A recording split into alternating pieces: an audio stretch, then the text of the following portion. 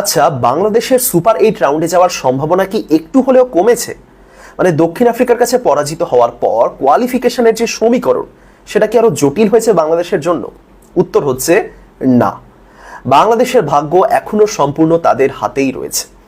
Group D থেকে south Africa ইতিমধ্যে পরবর্তী রাউন্ডে পৌঁছে গেছে এবং বাকি 4টে দলের মধ্যে বাংলাদেশই কিন্তু সবচেয়ে এগিয়ে রয়েছে।